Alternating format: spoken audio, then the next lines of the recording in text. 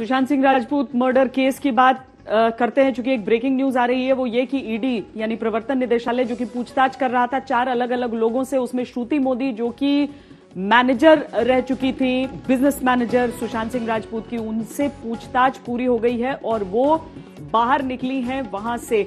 आज ही रिया चक्रवर्ती से भी पूछताछ हो रही थी और उन कड़ियों को जोड़ने की कोशिश हो रही थी कि किस तरीके से क्या पैसों का लेन देन या पैसे एक कारण हो सकते हैं इसमें, और अगर 15 करोड़ के पैसे जो सुशांत सिंह राजपूत के थे वो कहां गए, उसे लेकर आरोप लगे हैं रिया पर, तो क्या उस बात में सच्चाई है?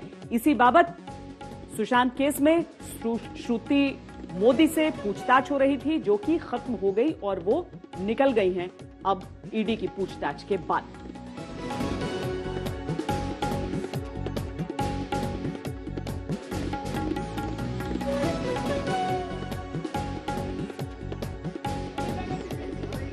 करीब 7.5 घंटे तक ये पूछताछ हुई है और एक साथ ये पूछताछ चल रही है अलग अलग।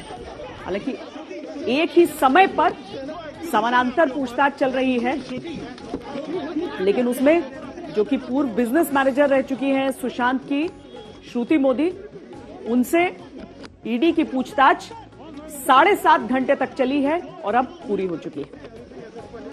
श्रुति मोदी ने कहा है कि मैंने अपना बयान दर्ज करा दिया है और इसके आगे जाहिर है दिक्कतों से बचने के लिए वो बहुत ज्यादा कुछ कहना चाहती नहीं है इस समय। लेकिन जिस तरीके से शुरुआत में इसे सीधे सीधे सिर्फ आत्महत्या का मामला मान लिया गया था और अब एक एक करके जो जानकारियां इसमें निकल रही हैं वो वाकई हैरान करने वाली हैं। दिव्येश हमारे साथ, हमारे संवाददाता मुंबई से सीधे जुड़ रहे हैं। दिव्येश, खुलकर कहा या सिर्फ इतना कहा कि बयान दर्ज करा लिया है, बाकी चीजें धीरे धीरे बाद में ही पता चलेंगी? जी श्वेता, आपको बता दें श्रुति मोदी जो कि बिजनेस मैनेजर थी सुशांत की, और ये भी कहा जा रहा था कि उन्हें रिया ने ही अपॉइंट करवाया था, और वो अभी थोड़ी देर पहले यहाँ से निकली है। ईडी में उनका बयान दर्ज हुआ है। उन्होंने सिर्फ यही बताया कि एजेंसी में उन्होंने जो बयान देना था वो दे दिया है और जो भी उनको कहना था वो उन्होंने कह दिया है। एजेंसी को जो भी पूछना थी उसमें उन्होंने सारी बातें बता दी। ये उन्होंने जवाब में कहा जब हमने उनसे पूछताछ चल रही थी। दिव्येश, उनका क्या हुआ? रिया चक्रवर्ती अभी भी ईडी के दफ्तर में हैं, उनकी पूछताछ अभी भी जारी है।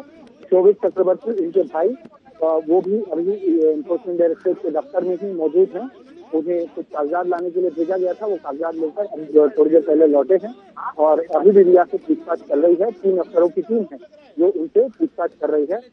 इसके अलावा चक्रवर्ती जो रिया के पिता हैं, तो इतने दिनों से बचने की कोशिश वो कर रही थी, लेकिन आखिरकार उन्हें सामने आना पड़ा है और पूछताछ शुरू हुई है। उम्मीद है कि बातें जैसे जैसे सामने निकलेंगी, जानकारियां जैसे जैसे आएंगी, वैसे कम से कम ये गुत्थी सुलझेगी। बहुत शुक्रिया दिव्येश इस पूरी जानकारी के लिए।